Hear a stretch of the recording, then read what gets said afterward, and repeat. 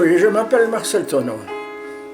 Seulement, j'ai un second nom qu'on m'a attribué en Angleterre. C'est Tommy Thompson. Je suis caméraman depuis 1953. J'ai commencé à filmer pour la télévision belge, mais on filmait en 35 mm, avec des caméras assez lourdes, il faut bien le dire. Et avec ça, j'ai parcouru beaucoup de pays sur la planète, mais c'était un matériel tellement lourd. Et puis alors, bon, il fallait bien s'adapter. On avait des magasins de 300 mètres, tu te rends compte. Et après, j'ai travaillé pour l'Université de Liège. Quand ils ont vu mes films sur la nature, ils m'ont engagé tout de suite pour faire un film sur la Grande Barrière de Corail en Australie. C'était en 1966. Et on avait un navire de guerre dans la force navale belge. Et là, on avait l'équipage à notre disposition. Et puis alors, on est resté sur place. On a fait toute la barrière de Corail, qui a quand même 2000 km. Et on a filmé pendant, quand même, tous les jours. On a utilisé 40 000 mètres de films. Tous ces films ont été développés en Angleterre, parce que chez Technicolor, qui nous envoyait par avion des copies de montage. Et on montait à bord, on visionnait à bord avec un appareil 35 mm. C'était une expédition fantastique. Et puis alors je suis parti en Angleterre, où là j'avais de la famille, et je suis resté 25 ans en Angleterre.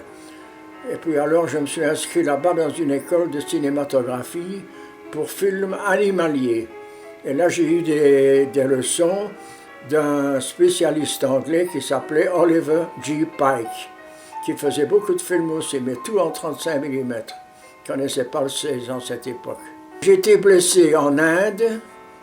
Et qu'est-ce que tu faisais en Inde? En Inde, je filmais. J'essayais d'aller filmer dans le Kumaon, c'est-à-dire dans le nord de l'Inde, les derniers tigres, encore vivants. Mais j'étais dans le sud surtout, dans le Kerala. Et là, j'ai été malheureusement blessé, gravement blessé, par une bande de gens qui sont venus du Pakistan. Je suis allé en Inde pour un peu voir ce pays-là, pour filmer dans le nord, donc les tigres. Et puis alors j'ai pris une habitation dans le sud de l'Inde, où il faisait chaud, ça me plaisait beaucoup, parce que moi j'aime bien la chaleur. Et là, à Bombay, j'ai eu une attaque d'une... comment on appelle ça? Je sais pas, on a quelques islamistes qui sont venus du Pakistan pour tuer les Américains. Et là, j'ai reçu 2 balles de Kalachnikov dans le ventre, et ça m'a abîmé le rein. Et là, j'ai demandé de retourner en Belgique parce que j'avais une bonne assurance. Et j'ai été opéré, on m'a enlevé un rein, je ne vis plus qu'avec un rein maintenant. Oui, mais aujourd'hui, tu as quel âge? Aujourd'hui, oh là là, j'ai encore 94 ans. Mais le 30 septembre, j'aurai 95 ans. Mais seulement, je suis toujours en bonne santé parce que je pense que je n'ai jamais fumé de toute ma vie et je n'ai jamais bu une goutte d'alcool.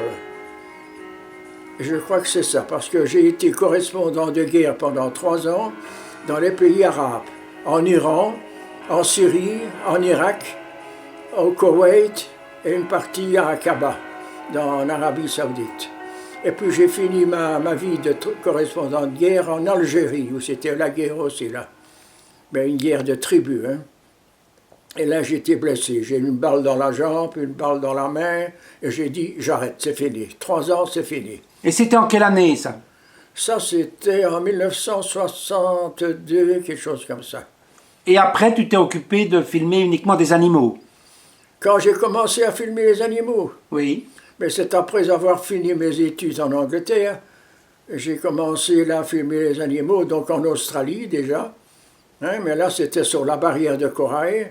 On était à 3 opérateurs. Il y en avait qui plongeaient, et moi je faisais tout ce qui était la terre, le ciel, avec des avions, etc. Mais après j'ai continué alors à faire des voyages au Congo. C'était toujours le Congo belge.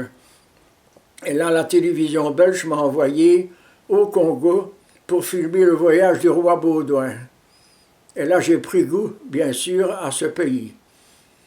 Parce que c'était un pays intéressant, il faisait chaud, Il y avait beaucoup de tribus intéressantes. J'ai fait tout le tour du Congo, pendant 8 mois. J'avais dit à mes parents, je pars pour 3 mois. Et je suis revenu 8 mois après. Et maintenant, tu habites où? Maintenant, je suis revenu de l'Angleterre en 2014, parce que je devais beaucoup passer des examens à l'hôpital, etc., presque une fois par mois, avec mes opérations que j'ai eues. Et je me suis dit, je vais prendre une résidence temporaire en Belgique. Alors là, j'ai eu des films de zoologie à faire avec la communauté allemande, à Eupen, qui m'ont commandé plusieurs films sur les Hauts-de-Fagne. De ma grosse caméra 35 mm, je l'ai revendue en Angleterre, parce que là, les laboratoires en avaient besoin. Ils ont tout de suite sauté sur l'occasion pour avoir la caméra. Et c'était une très bonne caméra, c'était une Mitchell. Ah, c'est des caméras merveilleuses. Il ne faisait pas tellement de bruit, donc on pouvait bien facilement filmer les animaux aussi.